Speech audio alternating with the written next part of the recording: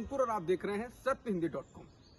सत्य हिंदी की खबरें शुरू करें उससे पहले आपको ये बता दें, जैसा कि आपको पता भी होगा कि सत्य हिंदी का ऐप आ चुका है और उसको डाउनलोड करने के लिए आपको इस वीडियो के डिस्क्रिप्शन में जाना होगा। इस ऐप को आप गूगल प्ले स्टोर से भी डाउनलोड कर सकते हैं। और अब नजर डाल लेते हैं अब तक की सुर्खियों पर। मुंबई के पूर्व पुलिस आयुक्त परमबीर सिंह द्वारा महाराष्ट्र के गृह मंत्री अनिल देशमुख पर लगाए गए आरोपों के मामले में सोमवार का दिन बेहद नाटकीय घटनाक्रमों में रहा। इस मामले में एनसीपी प्रमुख शरद पवार और बीजेपी आमने सामने आ गए हैं। पवार ने सोमवार को नई दिल्ली में प्रेस कॉन्फ्रेंस की। इसमें उन्होंने कहा कि परमबीर सिंह द्वारा लगाया गया ये आरोप कि फरवरी में सचिन वाजे और अनिल देशमुख की मुलाकात हुई थी, ये गलत है। उन्होंने कहा कि 5 से 15 फरवरी तक देशमुख कोरोना संक्रमण के कारण नागपुर के अस्पताल में भर्ती थे और 16 से 17 फरवरी तक वह घर में आइसोलेट थे। तो वहीं पवार की प्रेस कॉन्फ्रेंस के दौरान ही बीजेपी की आईटी सेल के हेड अमित मालवीय ने एक ट्वीट कर इस मामले को रोचक बना दिया। मालवीय ने 15 फरवरी को अनिल देशमुख की प्रेस कॉन्फ्रेंस का एक वीडियो रीट्वीट किया और कहा कि पवार का यह झूठ गिर गया है। अब यहाँ सवाल ये खड़ा होता है कि आखिर पवार ने देशमुख के अस्पताल में भर्ती होने का जो पर्चा पत्रकारों को दिखाया, क्या वह फर्जी है? महाराष्ट्र के गृह मंत्री अनिल देशमुख पर गंभीर आरोप लगाने वाले मुंबई पुलिस के पूर्व कमिश्नर सुप्रीम कोर्ट पहुंच गए हैं। उन्होंने अपनी अर्जी में अपने ट्रांसफर को चुनौती दी है। परमबीर सिंह को कमिश्नर पद से हटाकर डीजी होमगार्ड बना दिया गया था। परमबीर सिंह ने अर्जी में यह भी कहा है कि अनिल देशमुख पर लगे आरोपों की जांच सीबीआई से कराई जानी चाहिए। उन्होंने कहा है कि देशमुख के घर के बाहर लगे सीसीटीवी फुटेज की भी जांच होनी चाहिए। परमबीर सिंह ने यह दावा किया था कि अनिल देशमुख चाहते थे कि पुलिस अधिकारी सचिन वाजे मुंबई में होटल और बार से उनके लिए हर महीने 100 करोड़ रुपए की वसूली करें, जिसके बाद से महाराष्ट्र की राजनीति में भूचाल आ गया। मुंबई के पूर्व पुलिस आयुक्त परमबीर सिंह द्वारा महाराष्ट्र के गृह मंत्री अनिल देशमुख पर लगाए गए आरोपों को लेकर सोमवार को संसद में जबरदस्त हंगामा हुआ। महाराष्ट्र से बीजेपी की सांसद पूनम महाजन ने कहा, ये 3 पहियों की सरकार है। उन्होंने कहा कि अगर एक को 100 करोड़ की वसूली करने को कहा जा रहा है तो साल भर में यह आंकड़ा 1200 करोड़ और 5 साल में ये 6000 करोड़ बैठता है। उन्होंने कहा कि एनसीपी के गृह मंत्री कह रहे हैं कि इस्तीफा नहीं देंगे तो शिवसेना को मिर्ची क्यों लग रही है।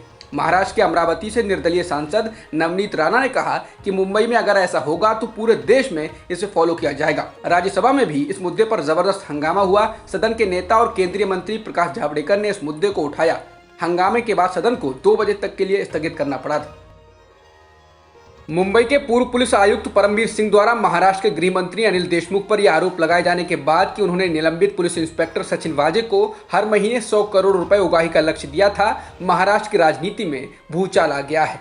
बीजेपी के तमाम आरोपों के बीच शिवसेना ने अपने मुखपत्र सामना में लिखे ताजा संपादकीय में उस पर पलटवार किया है। शिवसेना ने सामना में लिखा है कि परमबीर सिंह भरोसे लायक अफसर बिल्कुल नहीं है, उन पर विश्वास नहीं रखा जा सकता है। कल तक बीजेपी का ऐसा मत था, परंतु उसी परमबीर सिंह को आज बीजेपी सिर पर बैठाकर नाच रही है। संपादकीय में लिखा गया है कि ऐसी शंका है कि क्या ठाकरे सरकार को परेशानी में डालने के लिए कोई परमबीर सिंह का इस्तेमाल कर रहा है।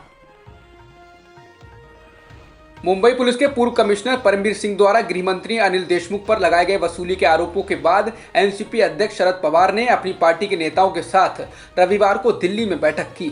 इस बैठक में फैसला लिया गया कि गृह मंत्री अनिल देशमुख इस्तीफा नहीं देंगे। बैठक में एनसीपी के नेता प्रफुल्ल पटेल, उप मुख्यमंत्री अजित पवार, एनसीपी के महाराष्ट्र अध्यक्ष जयंत पाटिल, एनसीपी सांसद सुप्रिया सुले मौजूद थे।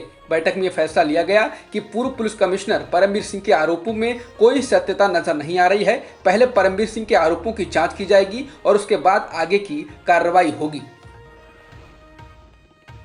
कांग्रेस नेता प्रियंका गांधी असम दौरे पर हैं। आज उन्होंने खुमताई में एक रैली को संबोधित करते हुए बीजेपी सरकार पर जमकर निशाना साधा।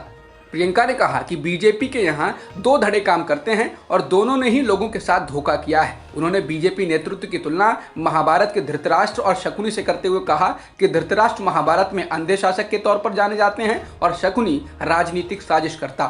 प्रियंका ने कहा कि प्रदेश की बीजेपी सरकार माफिया की तरह काम कर रही है। वो विकास का वादा करके सत्ता में आई थी, लेकिन उसने कुछ भी विकास नहीं किया।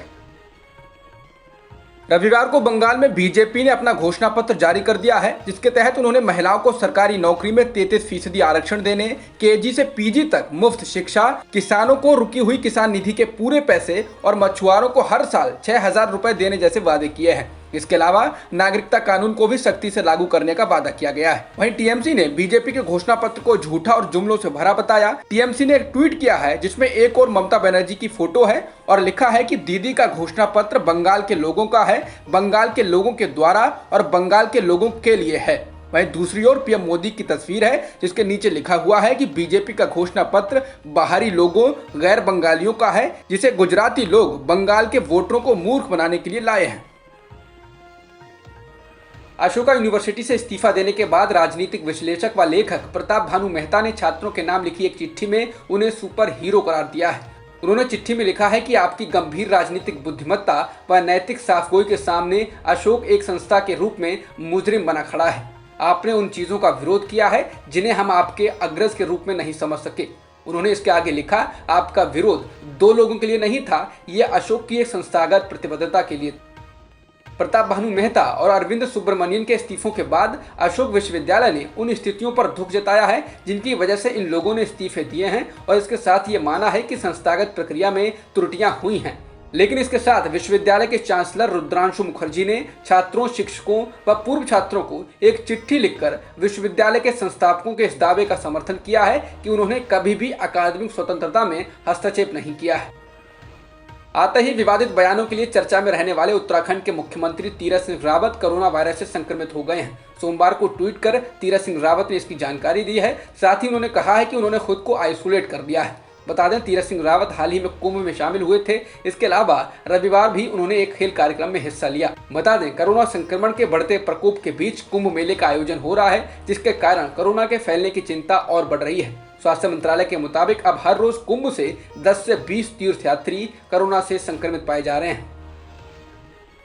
केंद्र सरकार ने अब कहा है कि कोविशील्ड की 2 खुराक के बीच 6 से 8 हफ्तों का फासला होने से बेहतर परिणाम आता है। लेकिन यही केंद्र सरकार अब तक इस टीके को 4 हफ्ते के अंतराल पर लगवाती रही है।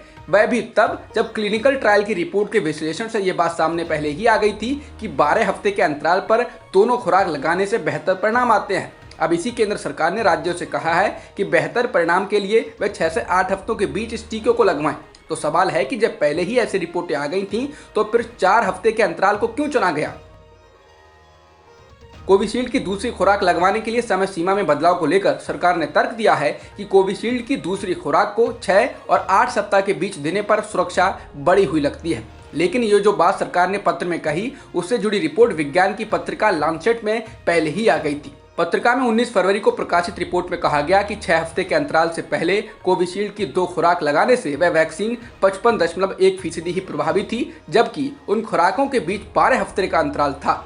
जबकि उन खुराकों के बीच जब 12 हफ्तों का अंतराल था तो 81.3% प्रभावी थी। वहीं इन उठ रहे सवालों का जवाब कर्नाटक की कोविड तकनीकी सलाहकार समिति के अध्यक्ष M.K. सुदर्शन देते हैं। द न्यू इंडियन एक्सप्रेस से उन्होंने कहा कि इतनी बड़ी आबादी के लिए पहली खुराक से 3 महीने यानी 12 सप्ताह के अंतराल पर लोगों को टीका लगाना मुश्किल होगा। कई कारणों से लोग टीका लगवाने नहीं आ सकते हैं। उन्होंने कहा कि हमने पहले किए गए ऐसे ही अध्ययनों पर बहस करने के बाद 2 खुराक के बीच 4 सप्ताह के अंतराल पर फैसला किया। अब तक की खबरों में इतना ही। बाकी खबरों के लिए बने रहिए सत्यहिंदी.com के साथ।